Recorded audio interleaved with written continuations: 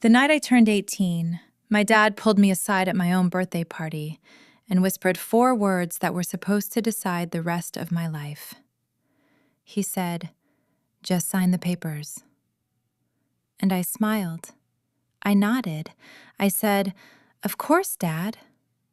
Then I walked into the kitchen, opened my laptop, and quietly watched the confirmation screen blink back at me.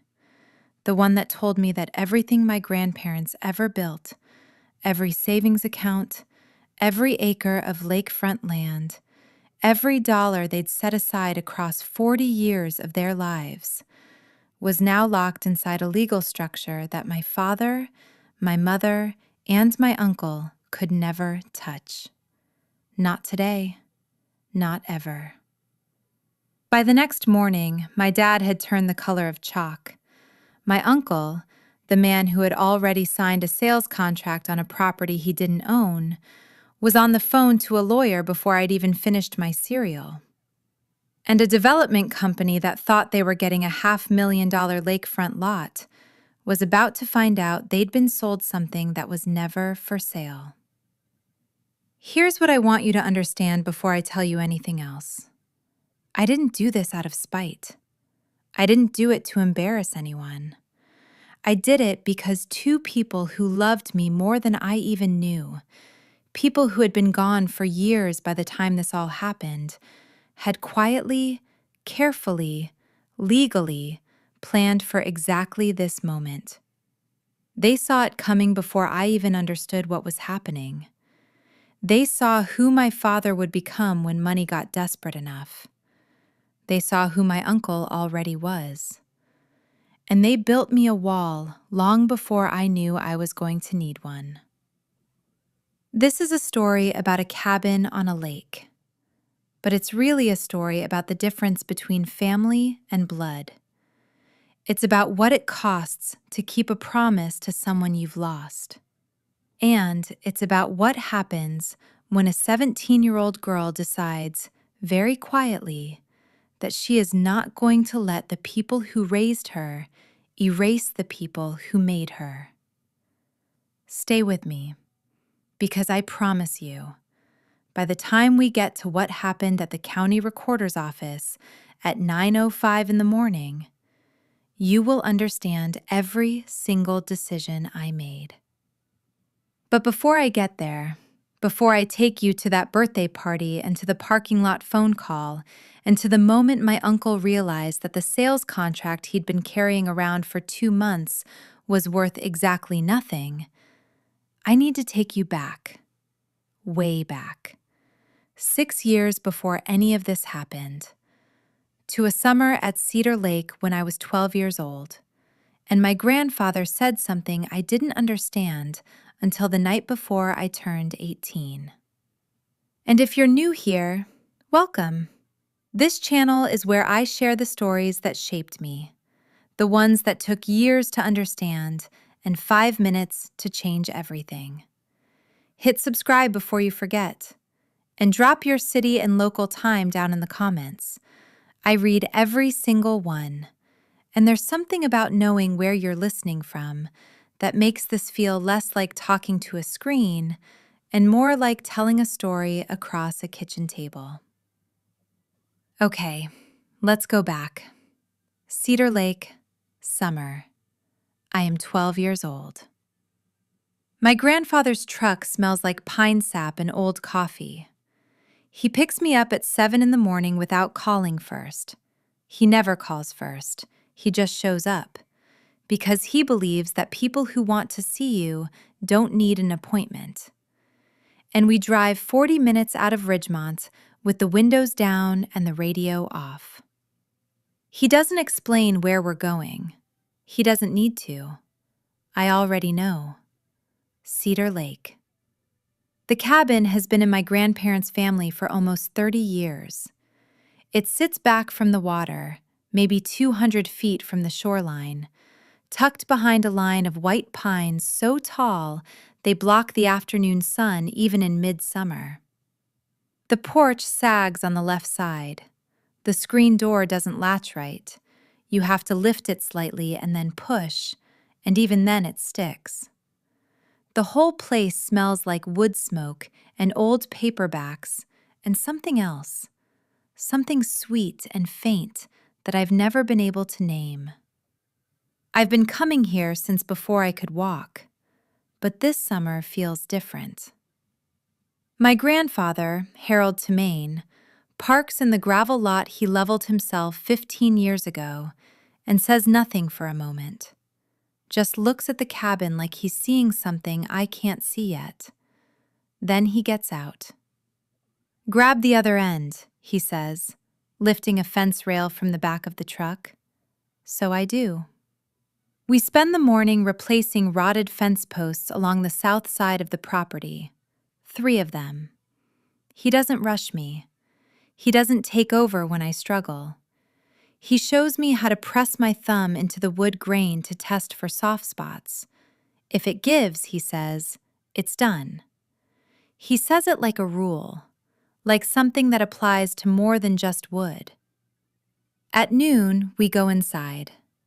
My grandmother, Vivian, has iced tea and 2 sandwiches waiting on the kitchen table, the one Grandpa built himself the year they got married. Solid oak, slightly uneven on one corner where he says he rushed the joinery. She's reading on the porch when we come through the screen door. She pats the chair beside her without looking up. We sit. We watch the lake.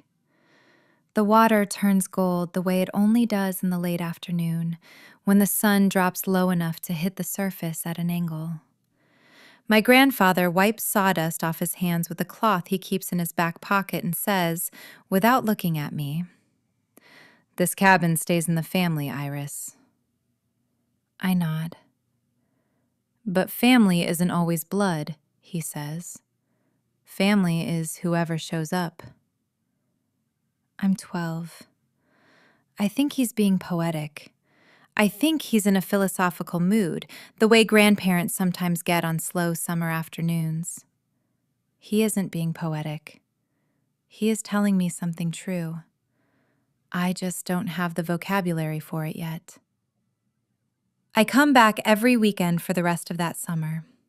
My grandfather doesn't invite me. He just makes it clear that there will always be something to do, and I am always welcome to do it, and no one is going to make me feel like a guest in a place that is also mine. I learn where the water heater leaks, a slow drip from the left fitting that leaves a rust stain on the basement floor. I learn which window sticks in the heat and which one rattles in the wind. I learn how to bleed the radiator in the back bedroom so it stops knocking in the night. In October, my grandmother teaches me to organize the bookshelves by color because, she says, it makes the room feel warmer, and warmth matters more than system. My grandfather shows me the property line markers, old iron stakes he hammered in himself when the county surveyed the land in 1989. He walks me along the entire perimeter, narrating as we go, not like a man showing me property, but like a man making sure I can find my way back. I don't know this then, but he's already talking to a lawyer. He has been for months. Our house in Ridgemont is fine. That's the only word for it, and I've been trying to find a better one for years. 3 bedrooms, a yard that needs mowing, a garage my dad converted into a home office for his building supply store. Fine. Functional. Not cold exactly, but not warm either. My sister Kelsey is 10. She has the bigger bedroom, redecorated last spring with lavender walls and a desk lamp that cost more than my entire bookshelf. She won the regional debate tournament in April. My mother had the certificate framed before the ink was dry. My room still has the carpet from the previous owners. At dinner one night that same fall, my dad, Greg, brings up the cabin. He does it casually, between bites of steak, the way he does when he's been thinking about something long enough that it's already decided in his mind. "Dad's place is just sitting there losing value," he says. "Property taxes alone are killing us. We should sell it, reinvest." My mother nods. "Makes sense," she says. Grandpa said the cabin stays in the family, I say. Greg laughs. Not a mean laugh, worse, a dismissive one. The kind of laugh that says, "You're sweet, but you don't understand how the world works yet." You were 12, Iris. He was being nice. Nobody asks me anything else. The conversation moves to Kelsey's debate trophy. Regional finalist, very impressive. Denise has already framed the certificate. I won the district science fair 2 weeks ago. The ribbon is still in my backpack. After dinner, I clear the plates. On the kitchen counter, half hidden under a grocery list, I find a glossy flyer. Ridgeline Development, lakefront lots, premium prices, now acquiring. There's a handwritten phone number in the margin, not my dad's handwriting. I put the flyer back exactly where I found it. Upstairs, I sit on my bed and think about my grandmother's kitchen table, the one built with 2 hands, the one where she sets my sandwich without asking what I want because she already knows. I think about the flyer downstairs. Someone is already measuring my grandparents' home in dollar signs. Grandpa Harold dies 2 years later. I'm 14. The funeral is on a Tuesday. Gray sky, damp grass, folding chairs sinking slightly into the lawn. I sit in the second row holding his handkerchief, blue plaid, frayed at the edges, smelling faintly of pine. I keep it in my jacket pocket during the service. I don't cry until we're in the car on the way home, and then I cry quietly, with my face turned toward the window so nobody asks me about it. At the reception afterward, I notice my father and his brother Wade standing near the dessert table, not eating, talking low. Wade has a folder tucked under his arm, a manila folder thick with papers. Greg keeps nodding, slowly, the way he does when he's convinced himself something is reasonable. I drift closer. I'm not trying to eavesdrop, but I'm also not trying not to. I catch one sentence from Wade, clear as anything. We should move on this before probate gets complicated. They are talking about the cabin at my grandfather's funeral reception, while the casseroles are still warm on the table. I say nothing. I am 14 years old. I have no power, no legal standing, no voice in any room where adults are making decisions. And I have no idea that my grandfather, who loved his sons despite knowing exactly who they were, had already accounted for this exact moment. I'm 16 when Grandma Vivian gets sick. March to June. She goes from slow walks on the porch to a hospital bed in 90 days. The last time I visit her, she holds my hand. Her grip is surprisingly firm for a woman who can barely turn her head. She looks at me with the kind of clarity that sick people sometimes get in the last weeks, like the noise has finally cleared, and all that's left is the truth. "The cabin is yours, Iris," she whispers. "Don't let them take it. Promise me." "I promise, Grandma." She squeezes once, then she closes her eyes. I sit there for another hour, holding her hand. The day we bury Vivian to Maine, my father sits at the kitchen table and says to my mother, "Now we can finally sort out the property."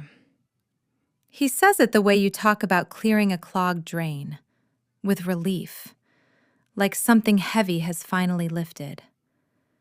That same evening, my Uncle Wade calls. I hear my dad in the garage pacing back and forth, his voice carrying through the thin drywall. "Yeah, no, I agree. Let's get it moving." I'm standing in the hallway holding a glass of water I don't remember pouring, and something shifts inside me. Not anger, something colder and more clarifying than anger. The realization that my grandmother's death, to the people sitting in the rooms I share, isn't a loss. It's a clearance. I don't cry that night. I make a different kind of decision. I just don't know how to act on it yet. The cabin becomes my quiet rebellion. Every Saturday morning, I drive out to Cedar Lake in the used Honda I bought with babysitting money. I patch the porch screen. I replace the weather stripping on the back door. I sweep pine needles off the roof because Grandpa taught me that's how leaks start. I bring cleaning supplies and light bulbs and a toolbox. I am 16 years old, and I am maintaining a house alone because it is the most honest thing I know how to do. At home, the language changes. The cabin stops being Grandpa's place and starts being the family property, said with the kind of quiet confidence that implies it was always called that you must have simply misheard every other version. Greg introduces this phrasing at dinner one evening, casually, like he's correcting a minor misunderstanding. I try once. "What about Grandma's wish?" I say. "She wanted me to keep it." Denise puts down her fork gently, the way she does before correcting Kelsey's homework. "Your grandma was emotional at the end, sweetie. This is business." Business. That's the word they use now for everything that used to be love. By 17, Greg starts being more direct. "When you turn 18, we'll figure this out as a family." The way he says family, I understand it to mean my way, on my schedule, for my reasons. One Saturday in November, I'm at the cabin alone. I'm clearing out the hall closet. Old quilts, boxes of Christmas decorations, a pair of rubber boots that belong to nobody living anymore. When my hand touches something behind the second stack of quilts. An envelope. My name on the front. Grandma Vivian's handwriting. My hand starts shaking before I've even opened it. Not from fear, from recognition. She knew I'd be the one cleaning out closets. Not Greg, not Wade. Me. Inside the envelope, a single business card. Margaret Caldwell, attorney at law. Below her name in small print, to Maine Family Trust. I stare at the words for a long time. Then I slip the card into my wallet. I don't call, not yet. 3 months pass. Then Margaret Caldwell calls me first. The call comes on a Thursday evening. I'm doing calculus homework when my phone shows an unknown local number. Iris. "This is Margaret Caldwell. I was your grandparents' attorney." Her voice is the kind of voice that doesn't waste time. Steady. Professional. Careful. Like someone who has rehearsed her first sentence because she knows the rest of it is going to require you to already be settled. "I need to speak with you before your birthday. There are things you need to know, and there isn't much time." She asks me to come to her office the following Saturday. Alone. I go. Margaret Caldwell is in her late 50s, silver-haired, reading glasses on a chain around her neck. Her office is small and organized and smells like old paper and black coffee. The good kind of old paper smell. Not dust, but history. She sits across from me and opens a folder. "Your grandparents hired me 6 years ago," she says. "They established an irrevocable trust, the cabin, a savings account, and an investment portfolio. Total value, approximately $2.1 million. All of it held in the trust." She pauses. "You are the sole beneficiary." The room tilts slightly. the way rooms do when information is too large to absorb standing still. They transferred everything into the trust while they were alive, she continues. Legally, it never entered their estate. It can't go through probate. Your father and uncle have no legal claim. She slides a document across the desk. My name, line 2. The title to the cabin, recorded under the trust at the county recorder's office. 6 years ago, she says. Your father doesn't know that. I look up. Why didn't they tell him? Margaret pauses for just a moment. Your grandfather said, and these are his exact words, my sons will sell that cabin before the funeral flowers wilt. The room is very quiet. I stare at the paper with my name on it. There's something else, Margaret says. Someone has been making inquiries at the county recorder's office about the cabin's title within the last month, and I start paying very close attention. The next Sunday, Wade comes over for dinner. Afterward, he and Greg disappear into the garage. The doors open a crack. Not enough to see, enough to hear. Wade's voice. I already signed the purchase agreement with Ridgeline, $450, but we need the title clean before closing. How do we get it clean? Greg. Quitclaim deed. Dad's gone, Mom's gone. We're the legal heirs. We quitclaim the property to ourselves, record it, and sell. Is that legal? It's a standard real estate transfer between heirs. Nobody's going to question it. A pause. Then Greg, quieter. What about Iris? My chest tightens. Wade's answer comes fast, like he's already thought about it, like he thought about it before he even pulled out of his driveway. She's 17, Greg. She can't do anything. And by the time she's 18, the sale goes through. Done deal. She'll be upset. She'll get over it. We'll give her a cut. $50,000 for college. She should be grateful. I step back from the garage door. My hands are cold. Wade has already signed a purchase agreement. $450,000 with a development company for a cabin he doesn't own on land held in a trust he doesn't know exists. That night, I text Margaret 2 words. They're accelerating. Her reply comes in 3 minutes. I expected that. Come see me Saturday. We'll prepare everything you need. She lays out the timeline on a legal pad, drawing lines between dates like a battle plan. The cabin title is already under the trust, she says. If Wade files a quitclaim deed, the county recorder should reject it. The chain of title won't match. This property hasn't been in your grandparents' personal names for 6 years. But she continues.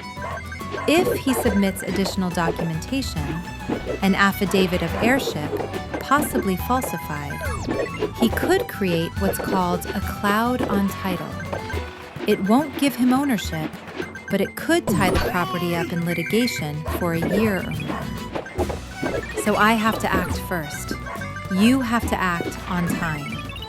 She taps the calendar. The moment you turn 18, you're a legal adult. You can formally accept the role of successor beneficiary. Once you sign, I file a lease pendens, a public notice of legal interest, at the county recorder's office first thing the next morning. That freezes the title. Nobody can record anything against it. What do I need to do?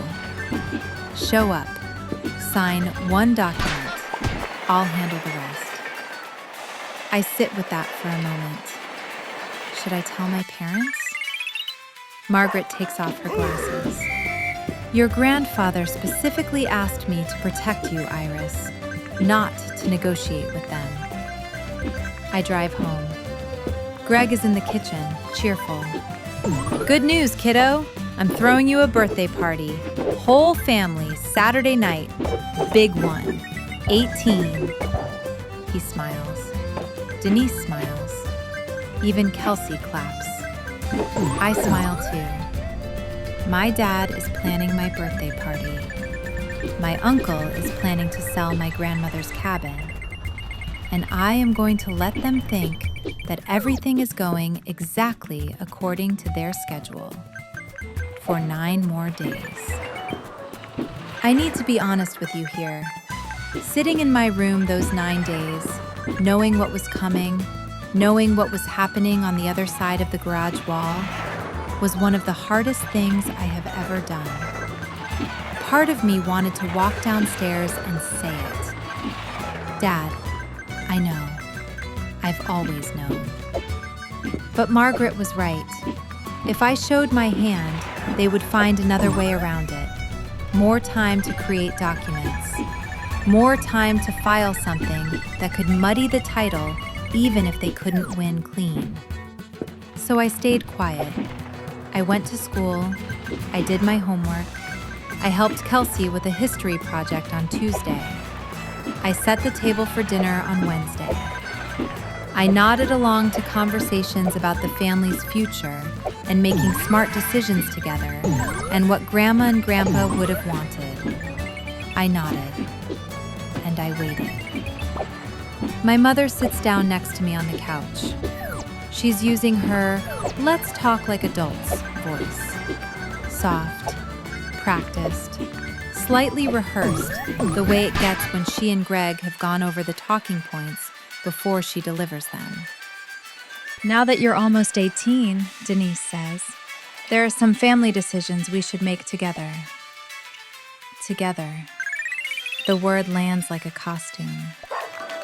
The cabin costs money to maintain, she continues. Taxes, insurance, repairs. Your dad's business has been struggling, and if we sell, we could pay off the debt and set up a college fund for you and Kelsey. Grandma wanted me to keep it. A flash of impatience crosses her face, quickly smoothed over. Your grandma was very sentimental at the end, Iris, but sentiment doesn't pay property taxes. Greg walks in right on cue. I wonder if they rehearsed the entrance. I've already talked to a buyer, he says. Good price, fair deal. Who's the buyer? He blinks. A development company. Wade knows them. What company? A longer pause. Ridgeline something. They're reputable. I don't push further. I'll think about it, I say. Greg pats my shoulder. That's my girl. He walks away satisfied. The way people walk away when they've already decided the answer and just needed to hear you not say no. He catches me in the driveway, casual as you please, leaning against his car like he just happened to be in the neighborhood. Wade is a real estate agent. Nothing he does is accidental. Hey, kiddo, got a minute? We sit on the front steps. He leans forward. Look, Iris, that lake lot, just the land alone is worth $450. I can get us a deal with a buyer I trust. Fast close, clean paperwork.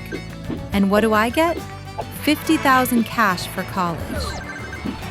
I let the number hang in the air. 50 out of 450. You're 18, Iris. 50 grand is a lot of money for someone your age.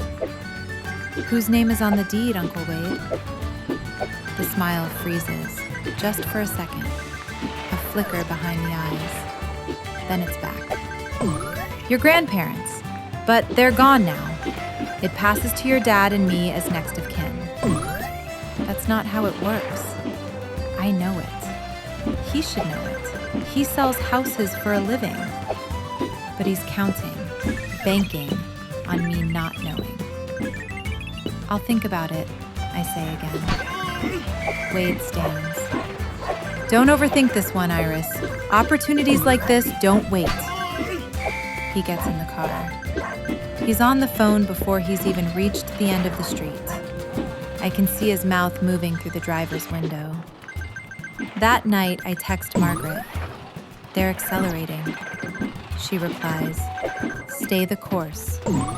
3 more days. 3 more days. I can do 3 more days. I drive to the cabin alone.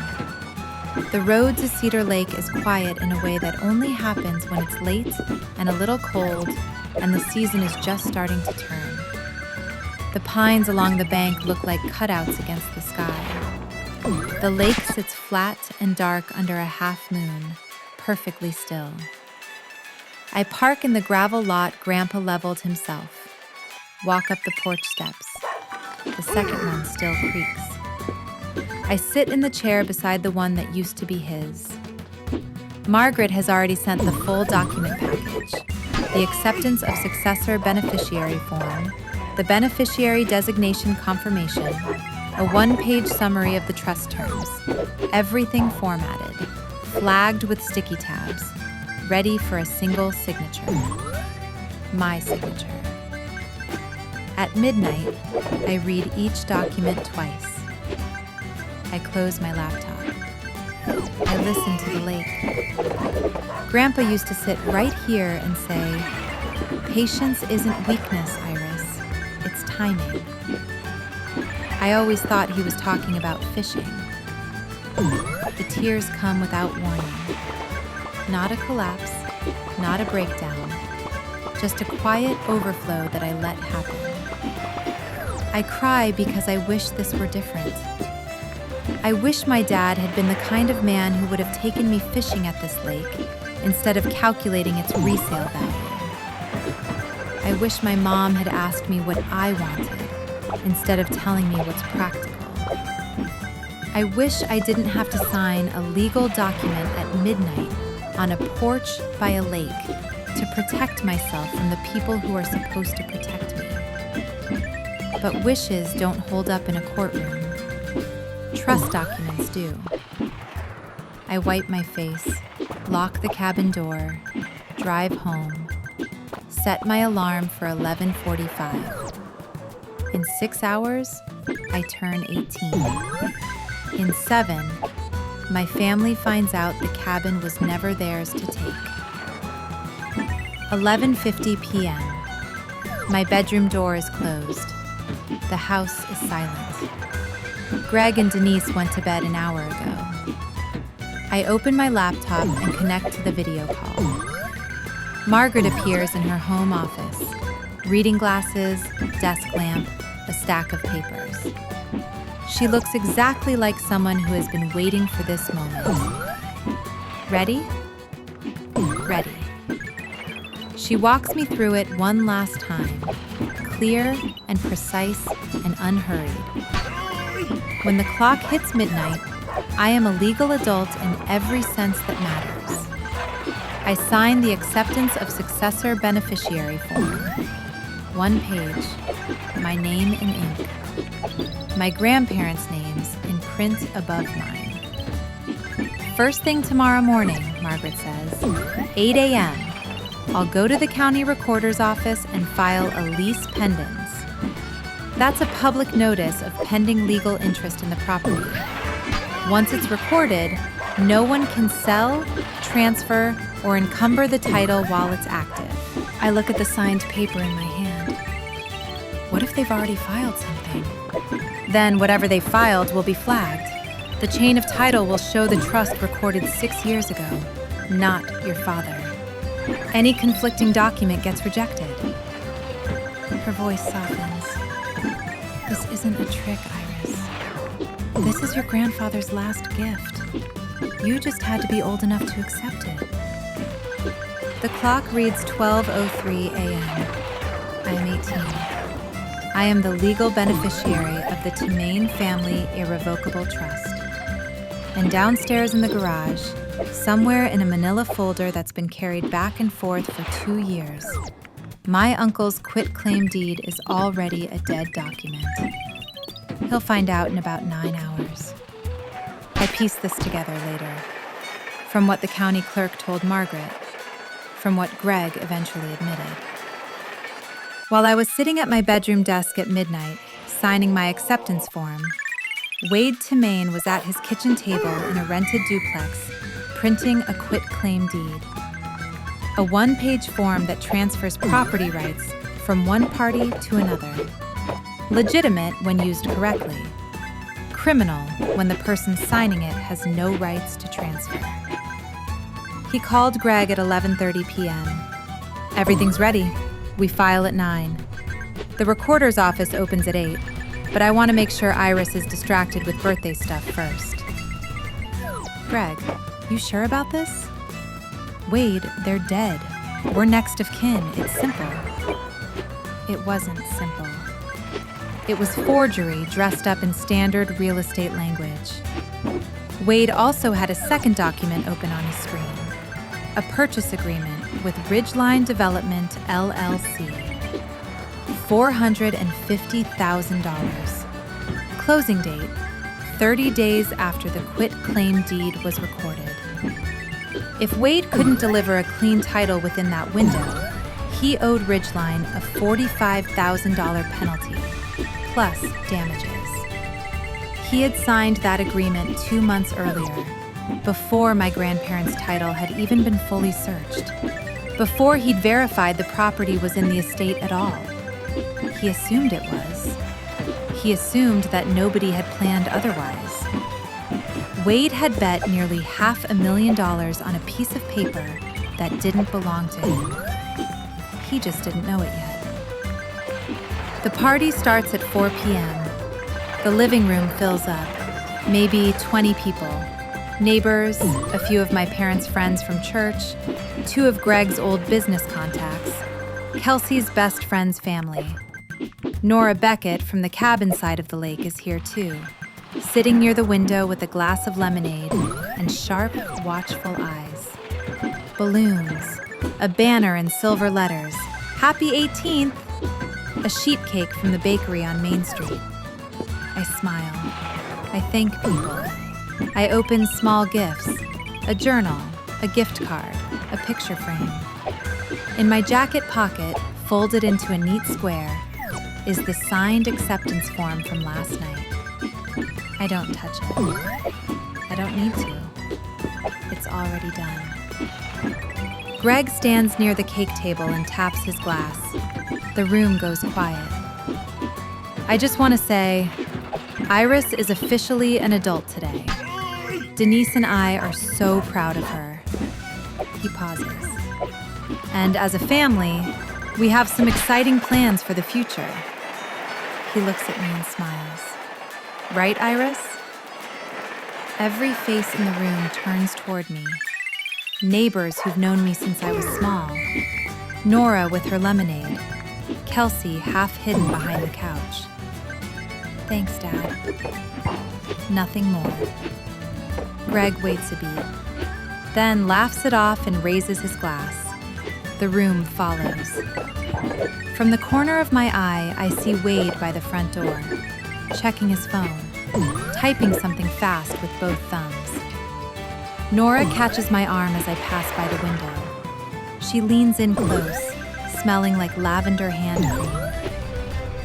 Your grandmother would want you to know something, she says quietly. I saw your uncle at the cabin last week with 2 men in suits. They were walking the lot line with a measuring tape. Wade brought the buyers to the property before he even had the title. That's how confident he was. Then, just as the cake is being cut, Greg stands again, louder this time, more deliberate. The voice of a man who has been waiting for an audience and finally has one. Before we wrap up, I want to share something with everyone. He puts his hand on Denise's shoulder. Our family has been going through a tough time financially. Some of you know about the store. It's been hard. Sympathetic murmurs. But Harold and Vivian, my parents, they left us something. The cabin out at Cedar Lake. And as a family, we've decided to sell it to secure everyone's future. We've decided. I feel those 2 words land on my skin like cold water. He looks right at me. Iris understands. she knows this is what's best for all of us. Right, sweetheart? The room waits. I set my fork on my plate. The clink is the only sound in the room. I never agreed to sell the cabin, Dad. Greg's smile stays fixed, but the muscles around his jaw tighten. She's kidding. Birthday nerves. I'm not kidding. Wade steps forward from the doorway. Come on, Iris. This isn't the time or place. I pick up my glass of water, take a slow sip, set it down. You're right, Uncle Wade. I hold his gaze. This isn't the time. A pause. The time is 8 a.m. tomorrow morning. Silence. Wade's phone buzzes in his pocket. He doesn't check it. No one in the room moves. The living room empties fast. Polite goodbyes, tight smiles. The kind of exit people make when they can feel a storm building inside someone else's house. Within 30 minutes, it's just family. Greg, Denise, Wade, Kelsey, and me. Greg closes the kitchen door. He pulls out a chair, sits down, folds his hands on the table, like a man about to deliver terms. Here's what's going to happen, Iris. His voice is low, deliberate. Tomorrow morning, Wade and I go to the county office. We file the paperwork. The cabin sells. You get your share, a fair share, and we move on as a family. What's my share? $50,000. Out of how much? Greg doesn't answer. Wade, from the doorway. Don't make this harder than it needs to be. I look at my dad. And if I say no? Greg's jaw sets. If you fight this, you're on your own. No more help with college, no more living under this roof. The kitchen is very quiet. The faucet drips once. You're threatening to kick me out on my 18th birthday. I'm asking you to be part of this family. I push back from the table, stand up. My voice is steady even though my hands aren't. I am part of this family, Dad. I'm the part that keeps promises. I walk past Wade, past Kelsey, who's sitting on the stairs with her knees pulled to her chest, and I go upstairs. I sit on my bed and breathe. Greg thinks his deadline is 9 a.m. at the county recorder's office. He doesn't know that Margaret's deadline is 8. If you've ever had to stay silent to protect yourself, when every single part of you wanted to just say it, just let it out, just stop pretending, tell me about it in the comments. Because that night was the loneliest I have ever felt in a house full of people. And I want to know I'm not alone in that. Subscribe if you haven't yet. We're almost at the turn. The county recorder's office opens. The fluorescent lights flicker on. A clerk in a blue cardigan unlocks the front counter. Margaret Caldwell is the first person through the door. She's wearing a gray blazer. She's carrying a leather folder. She approaches the counter, presents 2 documents, a certified copy of the Temain family irrevocable trust and a lis pendens notice, and asks that they be recorded against the Cedar Lake property. The clerk reviews the paperwork, checks the existing title records, stamps it. Recorded.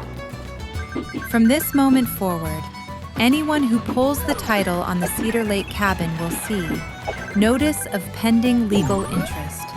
Temain Family Irrevocable Trust. Margaret Caldwell, Trustee. Iris Temain, Beneficiary. At 8:14 a.m., Margaret calls me. It's done. The lis pendens is recorded. Whatever they bring in will be rejected on chain of title grounds. I'm sitting at the kitchen table eating cereal. Greg is upstairs getting dressed. Denise is making coffee. Normal morning sounds. Water running, a closet door, the clink of a belt buckle. At 8:30, Greg and Wade come downstairs together. Greg is wearing his business shirt, the one he saved for bank meetings. Wade has the folder tucked under his arm. "We'll be back by lunch," Greg says, grabbing his keys. I look up from my bowl. "Good luck," I say. Greg pauses in the doorway, looks at me. Something in my voice or something in my face. He turns and walks out. I rinse my cereal bowl, dry it, set it in the cabinet, and wait. Margaret stays at the recorder's office on purpose. She wants to be there when they walk in. 9:05. Wade approaches the counter. He slides the quitclaim deed across with a confident nod. Greg stands behind him, hands in his pockets, looking around the room like they'll be in and out in 10 minutes. The clerk takes the document, types the parcel number into the system, reads the screen, types again, then she stops. "I can't record this document, sir." Wade leans forward. "Excuse me?" The property title is held under the Tamain Family Irrevocable Trust. It was recorded in 2020. There's also a lis pendens filed this morning. "That's impossible. My parents owned that property." "Sir, the deed was transferred to the trust 6 years ago. The chain of title is clear. This quitclaim deed doesn't match the current ownership record." Greg steps up beside Wade. "There's no trust. Our parents never mentioned a trust." The clerk glances between them. "I'd recommend you speak with the trustee listed on the filing, a Margaret Caldwell." Wade's hand goes flat on the counter. His face drains. Margaret's name, the same name on the business card they found in my bag, is now on a public record they cannot erase. Greg turns to Wade, slowly. "You said this was simple. I didn't know about any trust. You're a real estate agent, Wade. How did you not check the title first?" Wade opens his mouth, closes it, opens it again. The clerk says evenly, "Gentlemen, I'll need you to step outside if there's a disagreement."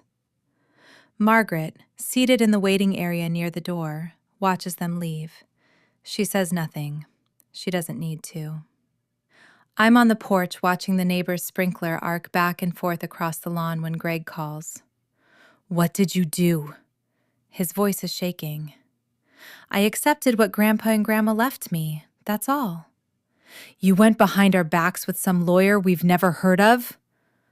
"Margaret Caldwell has been the trust attorney for 6 years, Dad. You just never asked." A beat of silence, heavy breathing. "This is my parents' property, Iris. I'm their son. They chose to leave it to me." I keep my voice even. "Not because they didn't love you, but because they didn't trust you with it." The silence that follows is the longest of my life. I count the sprinkler rotations, 3 full arcs, before he speaks again. "We'll fight this." "You can try, but the trust is irrevocable. That means even I can't dissolve it.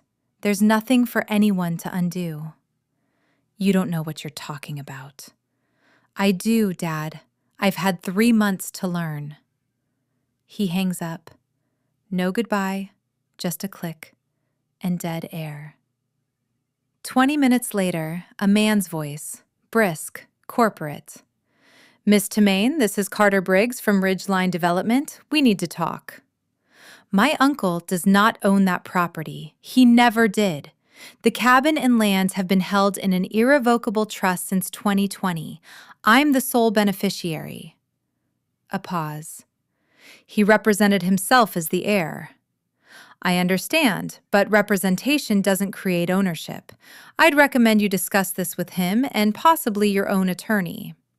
Another pause. Miss Tremaine, is there any possibility of a sale? We'd be prepared to make a competitive offer directly to the trust. The property is not for sale. His voice hardens. Then we'll be pursuing our remedies against Mr. Tremaine. Within the hour, Margaret confirms to Ridgeline's legal team what I've already told Carter. The trust is valid. Wade had no authority. The purchase agreement was executed based on a misrepresentation of ownership. Ridgeline's response is immediate. They're pursuing Wade for breach of contract. $45,000 penalty clause, plus damages. That afternoon, Margaret calls again. Iris, the quitclaim deed Wade tried to file, it included a notary stamp. I had the recorder's office pull a copy before they rejected it. The stamp doesn't match any registered notary in the county. It appears to be forged. I close my eyes. That's a felony. In this state? Yes. My uncle didn't just try to steal my cabin. He committed a crime to do it. He moves through the front door at 2 p.m., like a man carrying something invisible and very heavy. I'm at the dining table. I don't get up. He sits across from me. He stares at the table for a long time. I'm going to lose this house, Iris. His voice is flat, emptied out. The bank is on me for $180,000. The store is gone. That cabin was supposed to be our way out. I know you're struggling, Dad. I'm sorry about the business. Then help us. The cabin was never your way out. It was Grandpa and Grandma's gift to me. A gift? He almost laughs. For what? You're 18. What does an 18-year-old need with a lakefront cabin? It's not about what I need. It's about what they wanted. Denise steps in from the kitchen doorway. They were old, Iris. They weren't thinking clearly at the end. They were thinking clearly enough to hire a lawyer 6 years before they died. Greg slams his palm on the table. I'll contest the trust. A voice comes from my phone, which I'd called Margaret on before Greg walked in and left open on speaker. Not to trap him, to save time. Mr. Tremaine? Margaret's voice, steady. Contesting an irrevocable trust established 6 years before the grantor's deaths, with full legal capacity documented and witnessed, will cost you more in legal fees than the property is worth. I'd strongly advise against it. The kitchen is silent. The faucet drips. Greg looks at me, really looks, and for the first time, I see something in my father's eyes I've never seen before. Not anger, recognition. 2 hours later, Wade calls the house. Greg picks up in the living room. I'm in the hallway, close enough to hear every word through the thin wall. Ridgeline is suing me. Wade's voice is stripped raw. $45,000 in penalties plus damages. They're saying I committed fraud. Greg's reply is cold, colder than I've ever heard it. Did you? I thought we owned it. Greg, you're a real estate agent. You do title searches for a living. How did you not check? I assumed. You assumed. And now I'm sitting here with nothing because you assumed. You wanted the money too. But I didn't forge a notary stamp, Wade. A long silence. I didn't forge. I just found a stamp. And that's forgery. You know that's forgery. WDE's breathing gets heavier. I need a lawyer. So do I. Greg pauses. Don't call this house again until you've talked to one. He hangs up. I hear him sit on the couch. The springs creak.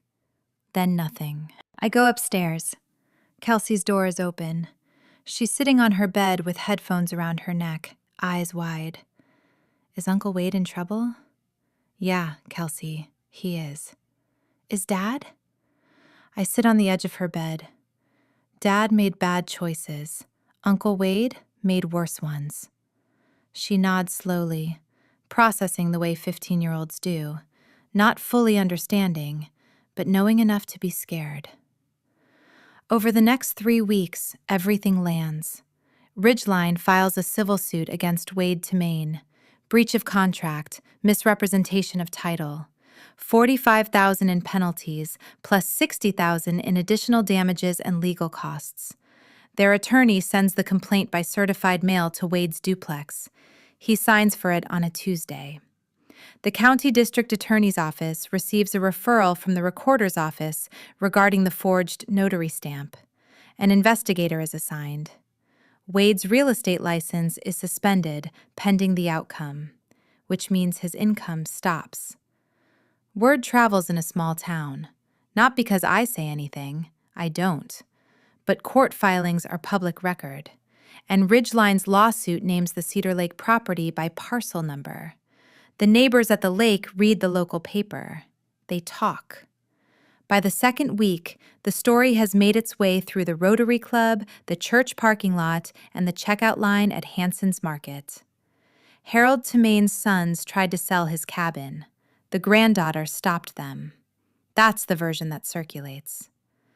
Some people think I was brave. Some people think I was cold. I don't correct either group. Iris, please, can you ask your lawyer to drop the lis pendens? If the title is cleared, I might be able to negotiate something with Ridgeline, reduce the penalty. The lis pendens protects my property, Uncle Wade. It stays. A pause. Your grandparents would be ashamed of you. I let the sentence sit for a moment. Then I say quietly, my grandparents are the ones who set this up.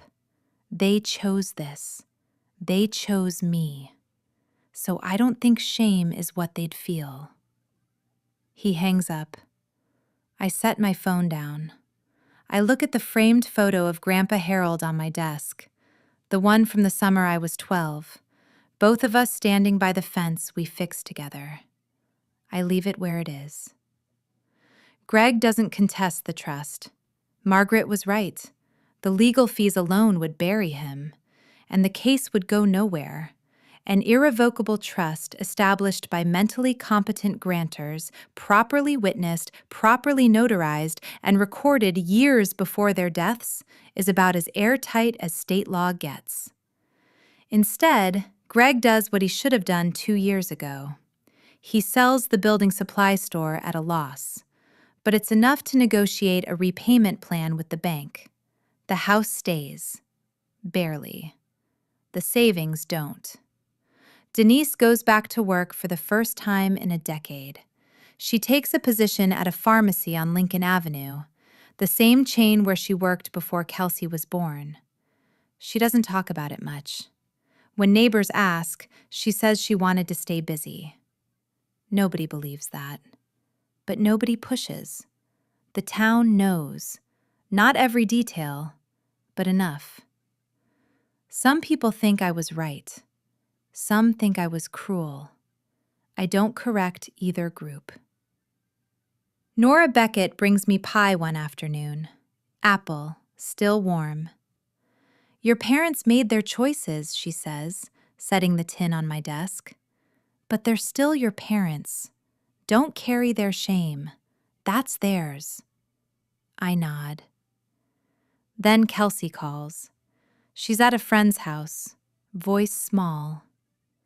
Iris, I don't understand everything that happened, but I'm sorry they put you through this. My throat tightens. Thanks, Kels. Are you okay? I'm getting there. I drive to the cabin on a Saturday morning in late April. The dogwoods along the lake road are blooming, white and pale pink against the dark water. I unlock the front door with the same key Grandpa gave me when I was 14. In case you ever need to get in when we're not here, he said. I didn't know he meant permanently. The cabin smells the same. Pine and old books and that sweet, faint something I've never been able to name. I think now it might be the wood itself. Decades of sun and rain soaked into the walls. In the desk drawer by the window, I find an envelope. My name on the front in Grandpa Harold's handwriting. Margaret told me it would be there. She'd been saving it for after the trust was settled. I open it carefully. One page, blue ink. His handwriting getting looser toward the bottom, the way it always did when he was tired. He tells me he knows his sons will try to sell the cabin. He doesn't blame them. Greg is his boy and he loves him. But Greg never understood the difference between something that has value and something that's valuable. He says he chose me not because I'm perfect, but because I'm the one who asked whether the roof needed patching before I ever asked what the place was worth. The last line says, "Take care of it. It took care of you first." I fold the letter. I sit on the porch. I breathe. Margaret calls me the following week. Good news! The list pendants can be withdrawn. No active threat to the title. Once it's cleared, the property record will show the trust as sole owner. Clean. No encumbrances, no clouds. She pauses. And as for the trust documents, your grandparents designated a separate educational fund, $50,000, earmarked specifically for your college expenses. It's been accruing interest for 6 years. The current balance is just over $58,000. My eyes sting. 50,000. The same number Greg offered me as my share of the sale. The same number Wade dangled like a bribe. My grandparents had already set it aside, quietly, without telling anyone. Iris, are you there? Yeah.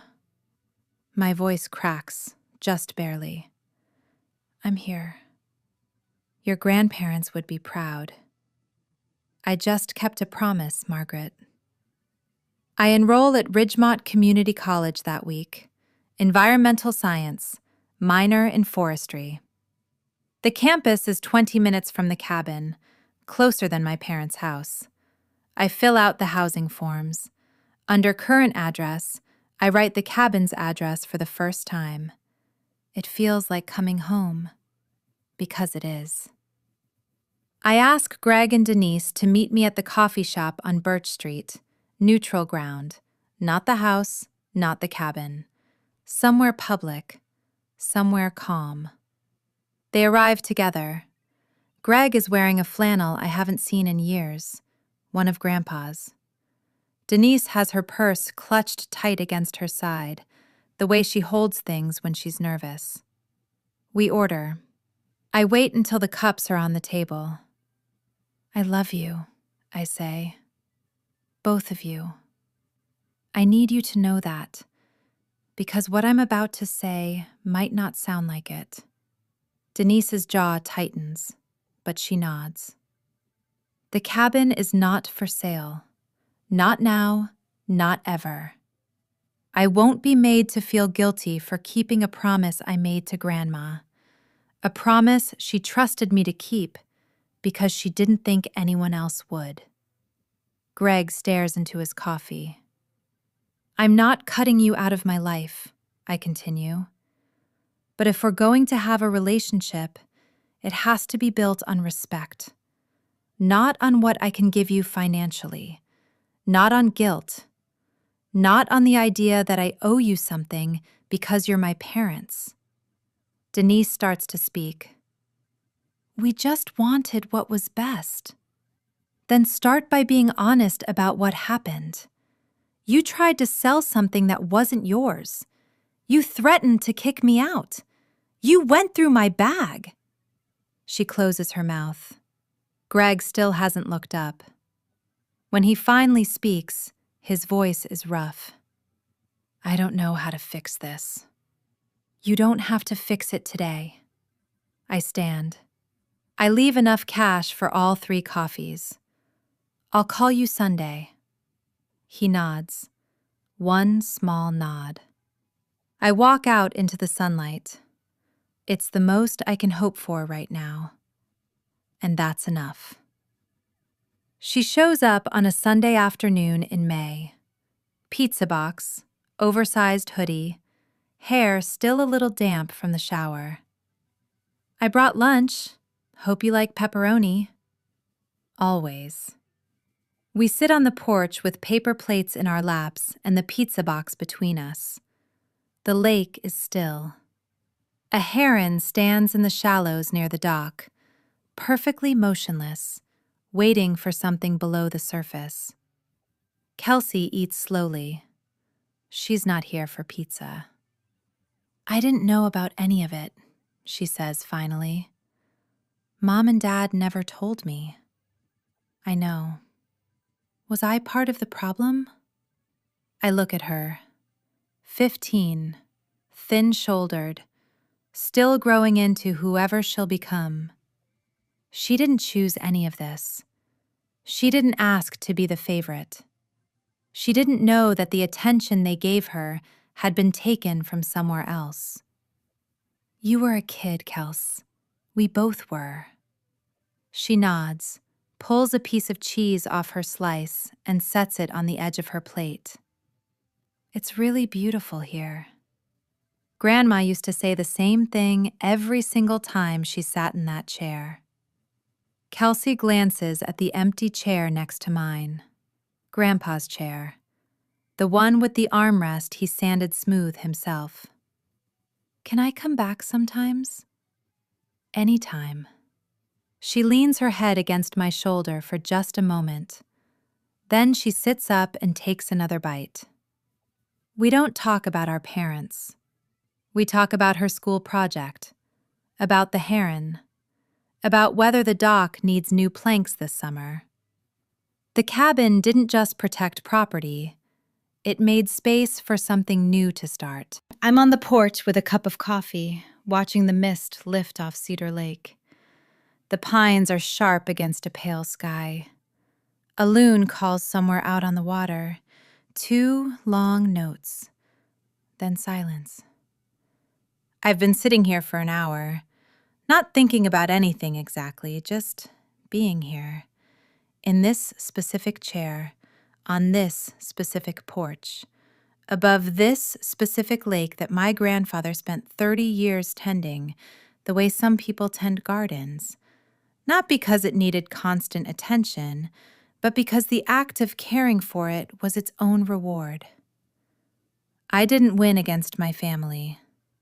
I want to be honest about that. There's no winning when the people who hurt you are the people who were supposed to protect you. You don't get a trophy for surviving something that should never have happened in the first place. You don't get a medal for keeping a promise that a dying woman trusted you with because she wasn't sure anyone else would. You just get the quiet. You get the porch. You get the coffee and the mist and the loon calling across the water. And you get the knowledge that you did what you said you would do. That sounds small. I promise you it isn't. I think about something my grandfather wrote in that letter. He said Greg never understood the difference between something that has value and something that's valuable. Value is a number on a spreadsheet. It's what someone will pay for 450 feet of lakefront in a market that's trending up. It's a figure you can put on a flyer and hand to a developer. Valuable is something else. Valuable is the way the screen door sticks and how you know exactly how much to lift it. Valuable is the kitchen table built with 2 hands that's slightly uneven at one corner because someone rushed the joinery, and how that imperfection is more honest than any perfect surface could ever be. Valuable is a 12-year-old girl pressing her thumb into a fence post to learn the difference between something done and something failing. Valuable is a grandfather who drove 40 minutes on a summer morning without calling first because he didn't believe that love needed an appointment. My family spent 2 years focused on the value. My grandparents spent their last years focused on what was valuable. And the difference between those two orientations, that gap, that choice, is everything. My grandfather couldn't stop his sons from being who they were. He couldn't make Greg less desperate or Denise less afraid. He couldn't keep Wade from chasing money that was never his. He couldn't reach forward through time and hold anyone's hand or change anyone's mind. But he could make sure I had ground to stand on, literally. He could make sure that when the moment came, when the pressure built and the threats landed, and the birthday party turned into something I'll never fully explain to people who weren't in that kitchen, I had something underneath my feet that nobody could pull away. He built the shelter before I knew I'd need one. He saw the storm before I could see the clouds. And all I had to do, all he asked of me, was show up, sign the paper, and keep the promise. If you're listening to this right now and you feel like nobody's in your corner, I need you to hear me. Sometimes the people who protect you aren't the ones standing in front of you. Sometimes they planted something years ago, quietly, without telling anyone, because they understood that love doesn't always announce itself, and the most important things are often prepared in private. Sometimes all you have to do is be the kind of person who shows up, who sweeps pine needles off the roof because that's how leaks start, who presses a thumb into the grain to learn whether something is done or just tired, who sits on a porch at midnight reading legal documents because a woman held your hand in a hospital room and asked you to promise something, and you meant it. Peace doesn't come from revenge. It doesn't come from watching someone's plans fall apart or hearing a lawyer tell you that you won. It comes from standing on something solid, from knowing that the ground beneath you was placed there by people who loved you before you understood what love required of them. I sip my coffee. The mist clears. The lake turns blue. I have one question for you before you go. If you could protect one thing in your life, a place, a person, a promise, a memory, what would it be? Tell me in the comments. I read every single one. And if this story stayed with you, if it gave you something, even just a feeling you couldn't quite name, share it with someone who needs to hear it. Sometimes stories find people right when they need them most. Be the person who passes it along. If you haven't subscribed yet, I'd love to have you here. There are more stories where this one came from. Stories about keeping promises. Stories about the kind of love that doesn't announce itself. Stories about people who built shelters in secret for someone they knew would one day need one. I'll see you in the next one.